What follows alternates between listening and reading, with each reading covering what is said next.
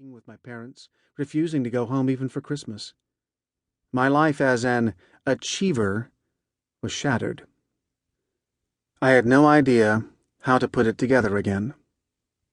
So began the journey that led to this book. Odyssey Years.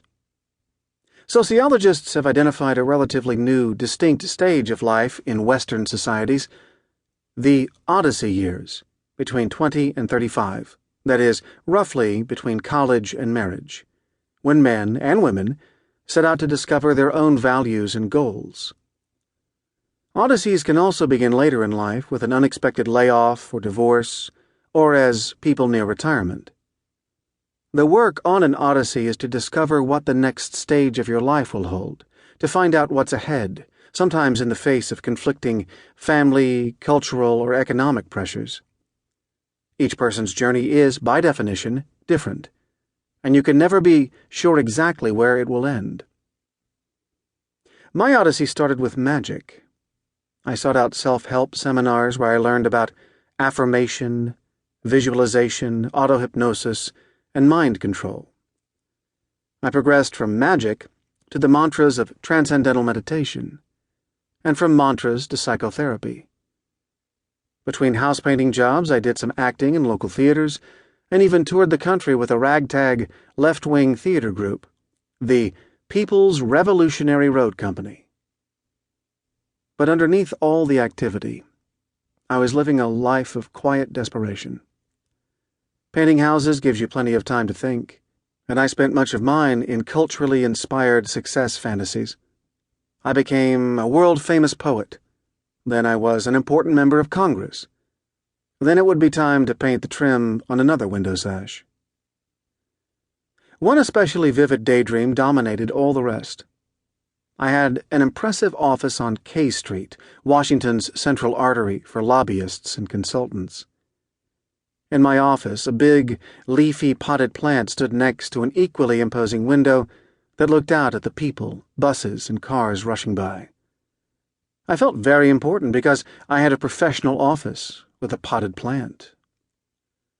It must have been a powerful vision because, in a roundabout way, it eventually came true, almost exactly as I had imagined it. Tired of painting houses, I launched a search for a white-collar job by answering newspaper employment ads. One day, my search took me to a suburban office park where I was interviewed for a timeshare real estate sales job by a well-dressed man who was eager to know what my 5-year plan was. Of course, I did not have a 5-year plan. I didn't even have a 5-day plan. But he asked me an obvious question I had not thought about before. What could I do better than most people? My college major was in English, and I could definitely use words better than many of my classmates. This insight changed my job search. I started calling every number in the Washington, D.C. Yellow Pages related to a job that might require writing skills. Magazines, newspapers, trade association newsletters, public relations firms, fundraising groups, and so on.